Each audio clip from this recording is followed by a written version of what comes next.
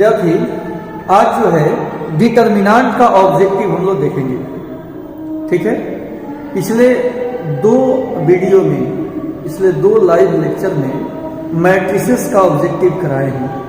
जो important VBI है वही ऑब्जेक्टिव करा रहे हैं जो आपको फायदेमंद हो एग्जाम में, जिससे लिखा जाए।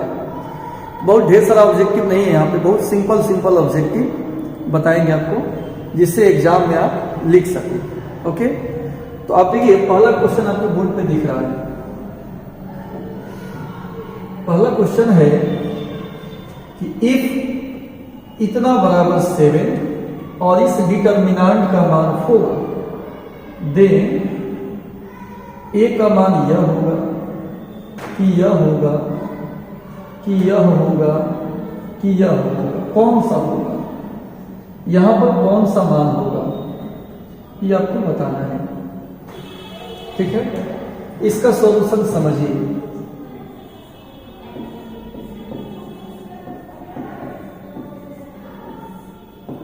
सॉल्यूशन को देखा जाए विद्यार्थी, इसमें दो डिटर्मिनेंट दिया हुआ है।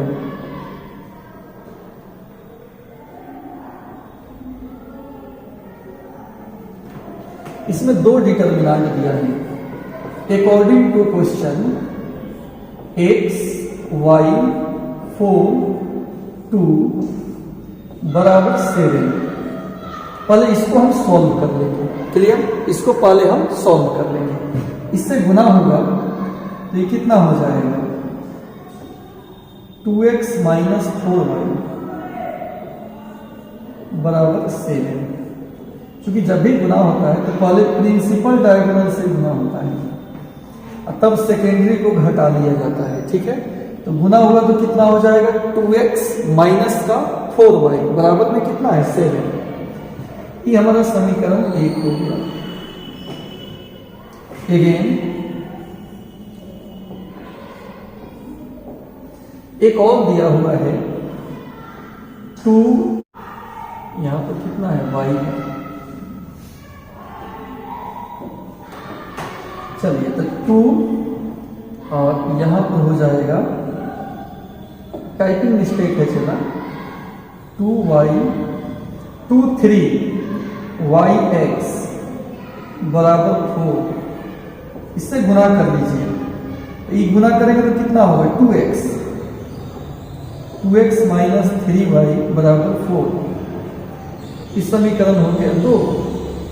अब 1 और 2 को सॉल्व कर लेना है। आसान तो है, 1 और 2 को सॉल्व कर लेना है। तो कैसे सॉल्व होगा, केवल घटा लेते हैं। 2 में से 1 को घटा लेते हैं। 2 कितना दिया है, 2x माइनस 3y बराबर 4। 1 कितना है, 2x माइनस 4y बराबर 7। इसको हम घटा लेते हैं, यहाँ माइनस, यहाँ प्लस, यहाँ माइनस, ये दोनों कट जाएगा। 3 प्लस में है, 4 में से 3 गया 1 y और 7 में से 4 गया -3। y का मान निकल गया -3। अब यहां पर इस मान को किसी एक में रख लेंगे, समीकरण 1 में या 2 में, किसी एक समीकरण में हम रख लेंगे। मान लो समीकरण 1 में ही रख लेते हैं, तो क्या हो जाएगा, 2x माइनस 4y बराबर 7 या 2x माइनस 4, y का मान रख देंगे -3 बराबर 7। फिर हो जाएगा ये 2x प्लस 12 बराबर 7। यहां से सॉल्व करेंगे तो 2x बराबर 7 में से 12 गया, 7 माइनस 12 -5, x हो जाएगा -5/2। x का मान निकला -5/2 और y का मान निकला -3। y का मान -3 और x का मान -5/2। तो इसका ए नंबर ऑप्शन गलत है, बी नंबर सही है, सी भी गलत है और डी भी गलत है। समझ गए बात को? फिर से एक बार देख लीजिए, दो यहां पर दिया हुआ है, यहां पर दिया हुआ है दो आपका डिटर्मिनेंट, एक ई हो गया फर्स्ट डिटर्मिनेंट जिसको हम यहां से यहां तक हम सॉल्व कर लिए हैं, एक फिर आपका सेकेंड डिटर्मिनेंट दिया है, इसको हम सॉल्व कर लिए हैं। अब दो समीकरण हुआ, दोनों समीकरण को आसानी से हम सॉल्व कर सकते हैं, सॉल्व करके x और y का मान निकाल सकते हैं। ठीक है, तो अगर कम समझ में आए तो नीचे डिस्क्रिप्शन में कमेंट बॉक्स में आप लिख के भेजिएगा। और एक चीज और बता दें, डिस्क्रिप्शन में मैट्रिसेस एंड डिटर्मिनेंट का ऑब्जेक्टिव का लिंक भेज दिए हैं, वहां से उसको जरूर देखिएगा। आइए अब हम नेक्स्ट क्वेश्चन देखते हैं। दूसरा नंबर क्वेश्चन आपके सामने है,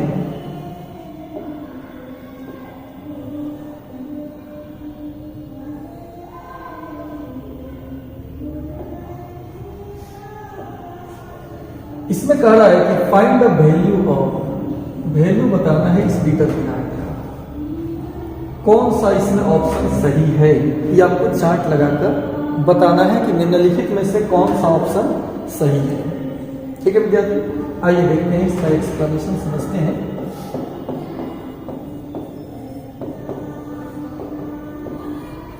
डिटर्मिनेंट दिया हुआ है A B C M A plus M X M B plus M Y M C plus M Z, फिर एक्स वाई जेड, इसी का मान निकालना है। इसका वैल्यू कितना होगा? ध्यान से देखिए, ये हमारा है C2, सेकेंड कॉलम है, तो हम C2 को बना रहे हैं कैसे? C2 में से घटा लेंगे, ये है कौन चीज? C1, इसमें हम C1 A है, A में कौन चीज से गुना करना है? इसमें M से गुना करना है, M से। और E कौन सा है? E है C3, इसमें x y z के साथ n लगा हुआ है, n से गुना करेंगे तो C2 बनाया C2 minus MC1 plus NC3 करके,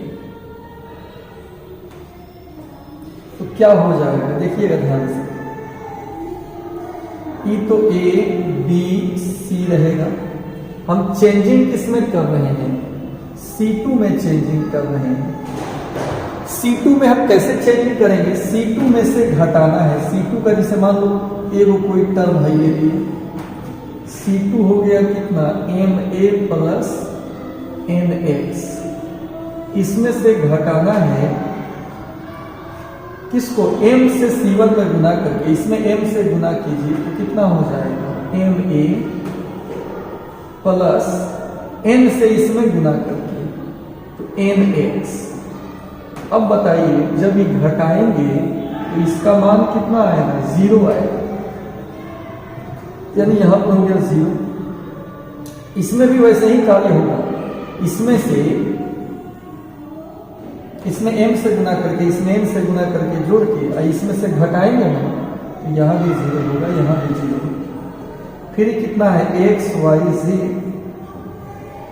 तो आप जानते हो कि डिटर्मिनेंट के किसी एक रो या कॉलम का अगर सभी अवयव 0 हो तो पूरे डिटर्मिनेंट का मान निश्चित ही 0 होता है। तो पूरे डिटर्मिनेंट का मान निश्चित ही क्या होता है? 0 होता है। इसलिए इसका मान 0 हो जाएगा। और इस प्रकार अगर ऑप्शन देखेंगे तो यह गलत हो गया, ये भी गलत हो गया, ये भी गलत हो गया, डी इसका सही आंसर होगा। डी इसका सही आंसर होगा। फिर से सुनिए, इसमें से इस दोनों में एम एन से गुना करके जोड़ के अगर इसमें से घटा लें तो ऑटोमेटिक पिछला सब क्या हो जाएगा, जीरो हो जाएगा। और डिटर्मिनांट का एक रो या कॉलम का अगर सभी अवयव जीरो है तो पूरे डिटर्मिनांट का मान निश्चित ही जीरो होता है। इसलिए इसका सही आंसर डी हो जाएगा। इसका सॉल्यूशन समझिए।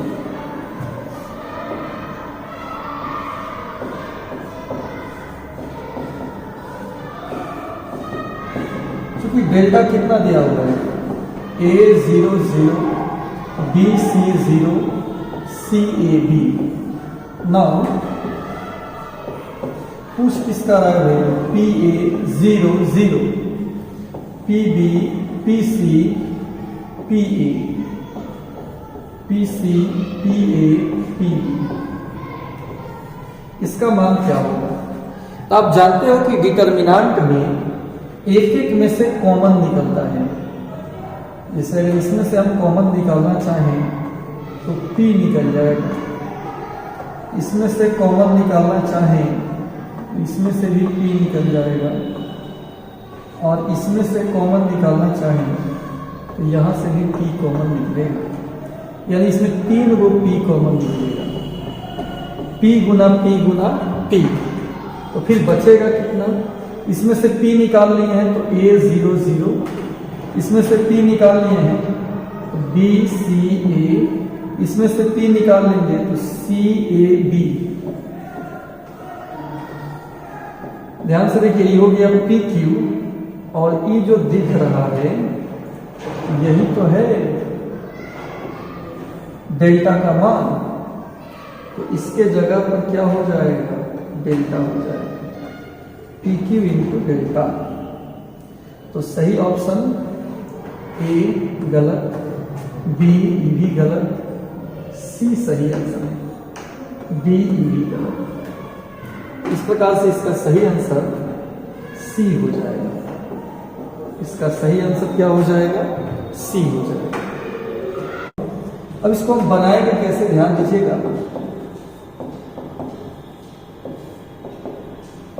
क्योंकि यहां fx दिया हुआ है cos x 1 0 1 cos x 1 0 1 और cos x। ओके, इस डिटर्मिनेंट को कैसे सॉल्व किया जाता है, किसी एक को चुन लिया जाता है। मान लो पहले रो चुन ली, यहाँ चिन्ह प्लस माइनस प्लस का। अब इसमें विद्यार्थी हम cos x लिखेंगे, रो कॉलम गायब होगा, cos x 1 1 और cos x माइनस इस 1 को लेंगे, इसका रो कॉलम भी गायब, 1 1 0 cos x।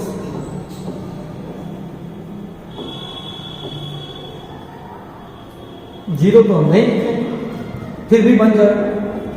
ये हो गया कितना, cos x, इससे गुना करेंगे cos स्क्वायर x, इससे इसमें गुना होगा तो 1, और यहां पे गुना करेंगे तो कितना होगा cos x, और इससे गुना करेंगे तो 0 हो जाएगा। समझ गए कि नहीं समझे, बोलिए। cos x को दिया रो कॉलम है, cos x 1 1 cos x, minus 1 को देंगे, इसका रो कॉलम है 1 1 0 cos x। cos x गुना करेंगे तो cos square x minus 1 minus 1, इसमें गुना होगा, पहले ऐसे गुना होता है,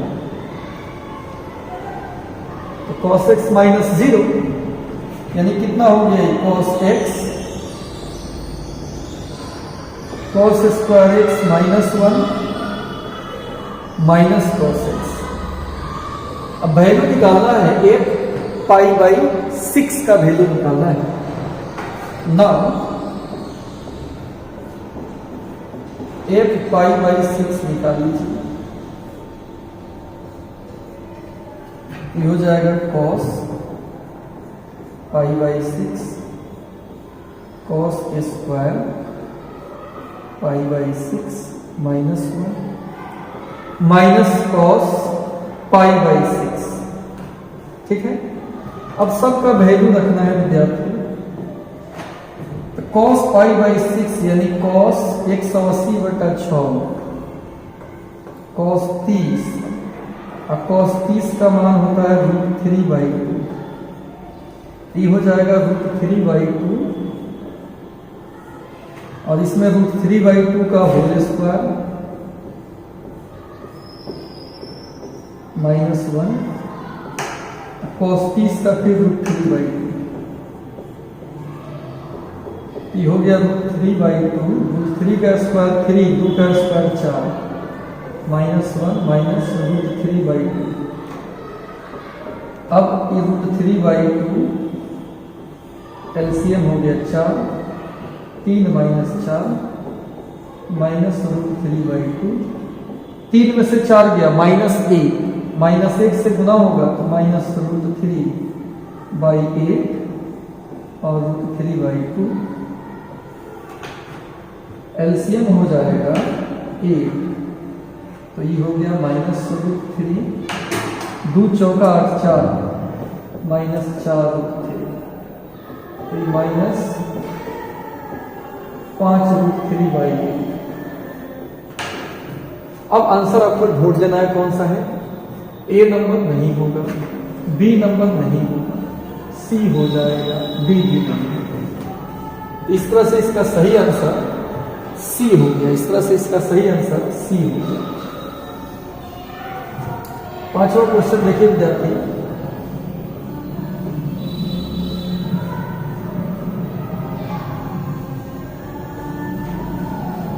पांचवा क्वेश्चन क्या है। x बराबर -9 is one of the root है t है, one of the root of the equation इतना।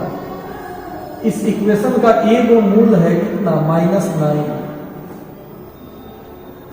Then it's other root, root का मतलब वही x का वैल्यू जो यहां रूट लिखा हुआ है ना, रूट RWT, इस रूट का मतलब होता है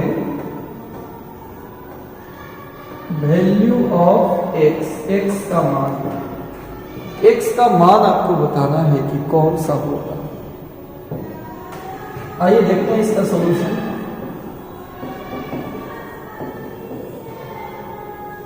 अकॉर्डिंग टू क्वेश्चन क्या दिया हुआ है, x3 7, 2x2 7 6x बराबर 0, यही दिया हुआ है। इसको सॉल्व करना है, तो कैसे सॉल्व करेंगे। 7 2 9 plus x, 6 3 9 plus x, 7 2 9 plus x। तो हम क्या कर रहे हैं, R1 है और यहाँ पे अगला स्टेप में R1 बना लेते हैं, R1 R2 R3 को जोड़कर। तो क्या हो जाएगा सो देखिए, x + 9, e जोड़ेंगे तो x + 9, e जोड़ेंगे तो x + 9, बाकी से 2x2 7 6x बराबर 0। अब ये पहला कॉलम है, ये दूसरा कॉलम है, ये तीसरा कॉलम है।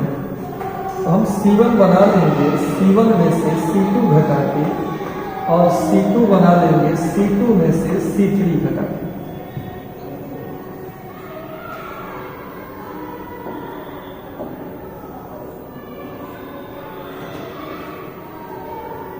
तो क्या बचेगा देखिए ध्यान से, x + 9 में से x + 9 घटेगा, घटाएंगे तो क्या होगा 0।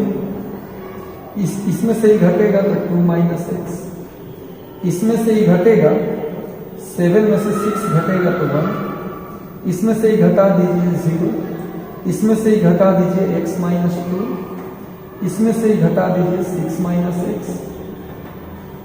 और फिर इसे हम लिखाएगा x + 9 2x बराबर 0। अब इसमें विद्यार्थी हम इसको चुन लेते हैं, और इसमें से क्या लिखाएगा, x + 9 ही केवल वो लिखाएगा, इसका रो कॉलम गायब, 2 minus X, X minus 2,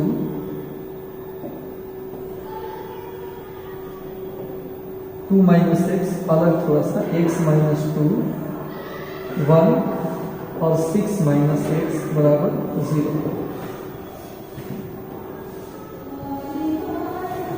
x plus 9 को 0 करेंगे एक बार, एक्स का मान -9, ये तो दिया ही है, ये तो दिया ही है। दो को और वैल्यू निकालना है जो इस डिटर्मिनेंट को सॉल्व करने से निकलेगा, -x -2, 12 -2x -6x plus x square minus x plus 2 बराबर 0।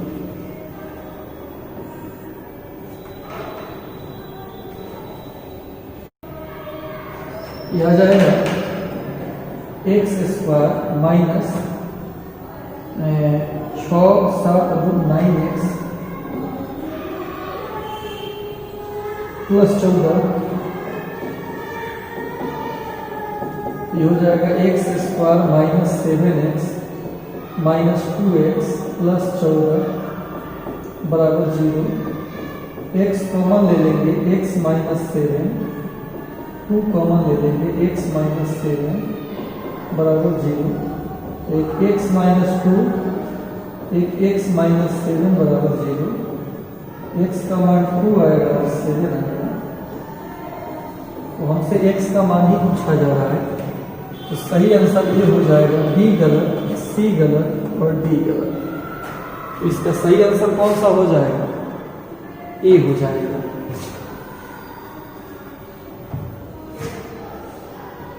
अब आइए इसमें हम नेक्स्ट क्वेश्चन देख लेते हैं, 6ठा नंबर।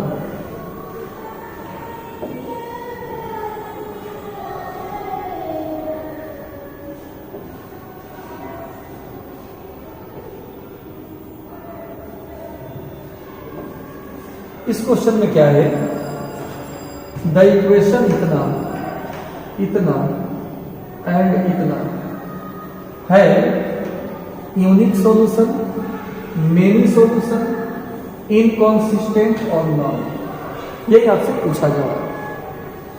आइए विद्यार्थी इसका देखते हैं। इसमें डिटर्मिनेंट को निकालेंगे और उससे पता चल जाएगा सबके गुणक से, 1 2 3, 2 1 3, यहाँ पे 2 1 3, 5 5 9, 5 5 9। इसको हम केवल सॉल्व करेंगे। अगर इस डिटर्मिनेंट का मान 0 नहीं आए तो कंसिस्टेंट हो जाएगा, यूनिक सॉल्यूशन हो जाएगा उस केस में। तो ये जांचने का तरीका है, सॉल्व कर लीजिए। इसको हम चुन लिए कि पहले का रो है प्लस माइनस प्लस, एक ले लेंगे, इसका रो कॉलम डायल 1 3 5 9, 2 को ले लिया, इसका रो कॉलम डायल 2 3 5 9, 3 को ले लेंगे, इसका रो कॉलम डायल 2 1 5 5। ये कितना हो जाएगा? 9 माइनस 15,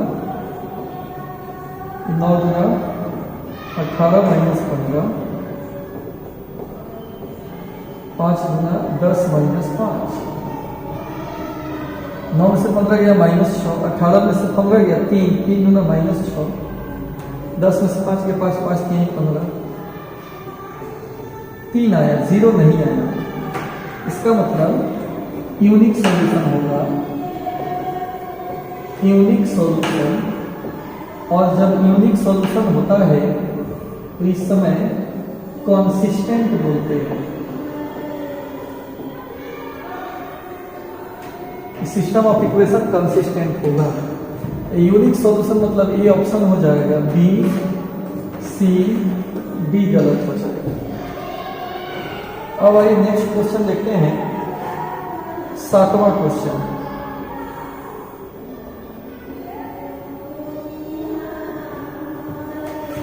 इसका सॉल्यूशन ये तो बहुत सिंपल है, क्योंकि x3 x माइनस 2 5 0 दिया है, सॉल्व कर लेंगे तो 5x minus 3 into x minus 2 बराबर 0। ये 5x माइनस 3x प्लस 6 बराबर 0। 5 में से 3 गया 2x प्लस 6 बराबर 0। यह 2x बराबर माइनस 6, x बराबर माइनस 3। इसलिए ए नंबर गलत, बी सही, सी गलत, डी गलत। 8वां नंबर क्वेश्चन आपके सामने है।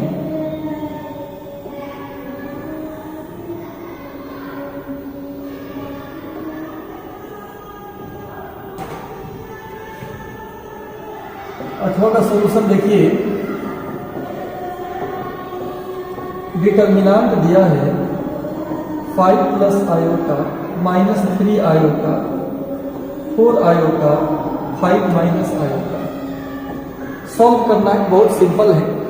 पहले इससे गुना कर लेंगे प्रिंसिपल डायगोनल से, तो कितना हो जाएगा 5 प्लस आयोटा 5 माइनस आयोटा घटा, इससे इसमें गुना होगा minus 3 iota into 4 iota.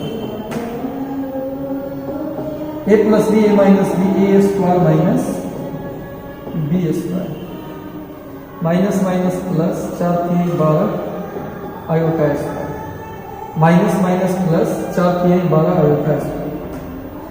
Iota square का मान दोस्त होता है -1, यानी 25 माइनस माइनस 1 12 माइनस 1।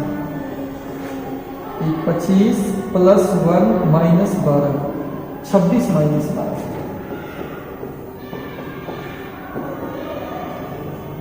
14 आंसर होगा। ये भी सिंपल क्वेश्चन है। ए नंबर गलत, बी नंबर गलत, सी सही, डी गलत।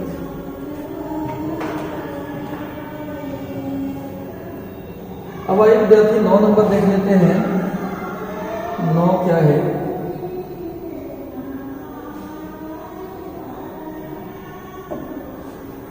Equation of the line passing through point 1 2 and 3 2। 1 2 और 3 2 से पास करने वाले लाइन का इक्वेशन लिखना है। बहुत सिंपल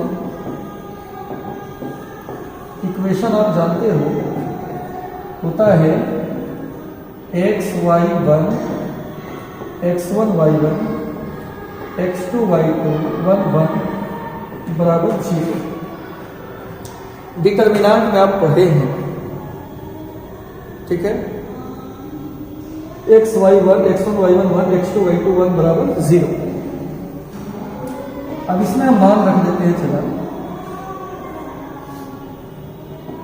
x(y)(1) x(1)(y)(1) इसका मान दिया हुआ है। x(1)(y)(1) 1 2 है, यहाँ 1 2, x(2)(y)(2) 3 2। बस इसको सॉल्व कर लेंगे। ये चुनेंगे विद्यार्थी पहले का रो, प्लस माइनस प्लस x हो गया, रो कॉलम गए 2 1 2 1, y को ले लिया, इसका रो कॉलम गए 1 1 3 1, प्लस 1 को ले लिया, रो कॉलम गए 1 2 3 2।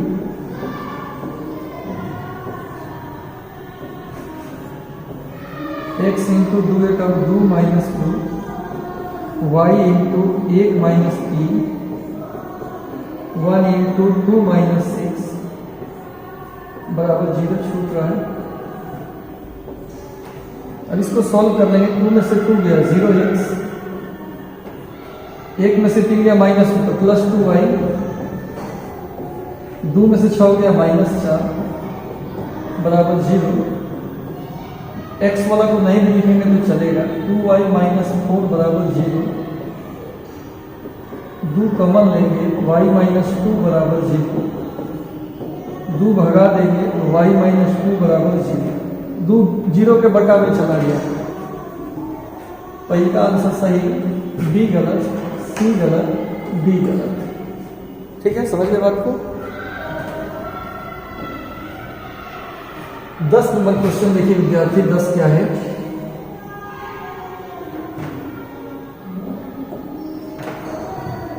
A and B are square matrices. A and B are square matrices of order P such that determinant में डिटर्मिनेंट B दिया है, तो 3 डिटर्मिनेंट A B का मान निकालना है। 3 AB का मान निकालना है। ये 3 निकलेगा तो 3 का पावर ऑर्डर अलग अलग डिटर्मिनेंट हो जाएगा। जो भी कांस्टेंट हो बाहर निकलता है तो उसका पावर ऑर्डर हो जाएगा। A और B लिखा हुआ है तो रहेगा। ऑर्डर कितना है इसका? 3 है। डिटर्मिनेंट है -1, डिटर्मिनेंट भी 3, यानी -81। ये आंसर हो जाएगा। पहले का गलत, दूसरा का सही, तीसरा का गलत, चौथा भी गलत। तो आज इस लेक्चर में इतना ही रहने देते हैं, फिर अगले लेक्चर में कुछ और इम्पोर्टेंट क्वेश्चन पे बात करेंगे। अभी के लिए इतना ही। Thank you.